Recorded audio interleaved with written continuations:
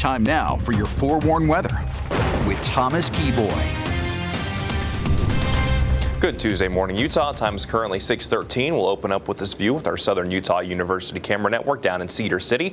We're in Cedar City. We're sitting at 37 degrees. So while it's a chilly start to the morning, it's not as cold compared to what we could see for this time of year. And a lot of locations, that's actually the case.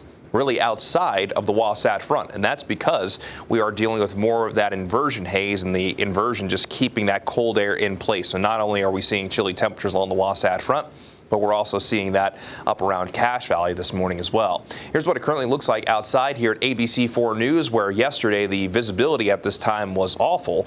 We're still looking at some fog, especially very close to the Salt Lake and Davis County line. But here in the western portion of Salt Lake, not too bad as we currently stand, as we're sitting at 29 degrees. But with that dew point temperature of 29, that means the air is saturated. We have seen some fog, and in some of our roadways in northern Salt Lake County and southern Davis County, those roads are running a little bit wet. So if you're getting ready to hit the road, while things are looking a little bit better compared to this time yesterday, you still want to factor in some extra time just in case. Most of our northern Utah valleys will check in with moderate air quality once again. However, the worst of the air quality is expected to be in Davis and Salt Lake counties again, where that air quality will likely fall into the unhealthy for sensitive group range. So definitely limit your time outside if you're in Salt Lake or Davis counties, while we'll also see moderate air quality over in the Uinta Basin this afternoon. Daytime highs along the Wasatch Front will be very dependent on how strong the inversion is over top of you. If it's stronger, like in northern Salt Lake and southern Davis County, you'll likely see a daytime high stay well into the 30s. Meanwhile, outside of that, in Weber and Utah counties, we could very well see daytime highs in the 40s where the inversion isn't as strong. And if the inversion does break in Utah County, which it can't be completely ruled out with a little bit more of a southwesterly flow and some moisture coming in from the southwest, maybe we sneak into the low 50s, while Park City will see a daytime high well above average at 45. Then down in central and southern Utah, daytime highs will mainly be in the 40s and 50s, and there will be increasing clouds across the state because, again, we have more energy and moisture coming in from the southwest. Doesn't look like it's going to be anything significant. This is all just an offshoot of the system that you see over in the Pacific off the California coastline. That system will eventually move down to our south as we go into our Thursday and Friday, all for a stronger storm that could arrive by this upcoming weekend. We'll talk more about that in just one second, but we'll take you through the futurecast here. We'll start this at 8 o'clock this morning, and the futurecast showing just increased clouds throughout the first half of the day. But by this afternoon, that's when we'll start to introduce the chance for a few showers. Now, I think just about everyone across the state today at least has a slight chance of picking up wet weather, but I think the vast majority across the state will stay dry. Just that potential will be there.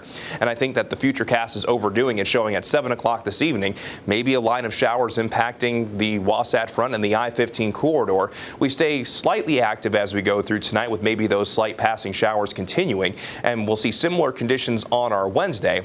And with more of that southerly flow, hopefully we start to see the inversions mix out just a little bit and the air quality gets a little bit better, because in Salt Lake and Davis County, the projection for the air quality tomorrow is to fall into the moderate range rather than the unhealthy for sensitive group range. Now let's show you the bigger picture when it comes to the upper level futurecast. The high pressure that has been keeping our weather quiet is completely moving out of the way. We get a little bit of energy coming in from the west today and tomorrow. That's why we'll be slightly unsettled as we stay slightly unsettled down in southern Utah to round out the work week, while northern Utah will be fairly quiet. And then by Friday into Saturday, storm system likely drops in from the Pacific Northwest. And if this storm system is able to move in by the time we get into the Christmas Eve and Christmas weekend, then we'll be looking at a good chance for showers across the state. Daytime highs that'll drop to basically where they should be for this time of year. And if the system moves through, then we'll see clearing of the inversion haze. So at this point, keep your fingers crossed. I know I'm rooting for the storm system, and I'm sure you are as well. In St. George, there'll be at least a slight chance through the rest of the week, with that better chance of wet weather coming tomorrow and Friday. Daytime highs in the upper 50s and low 60s. Overnight lows close to 40, well above the seasonal average. But by the time we get into Saturday and Sunday with that stronger storm system moving in, daytime highs tumble down into the 40s, overnight lows near freezing, and there will be at least a chance for scattered showers on Saturday. While on the Wasatch Front, we'll get that slight chance with hazy conditions today and tomorrow. Daytime highs in the 30s and 40s, just depending on how strong the inversion is. Maybe a fraction warmer with a little bit less haze Thursday and Friday. And then by Saturday and Sunday, the chance for isolated to scattered rain and snow showers with daytime highs tumbling down into the 30s just in time for Christmas.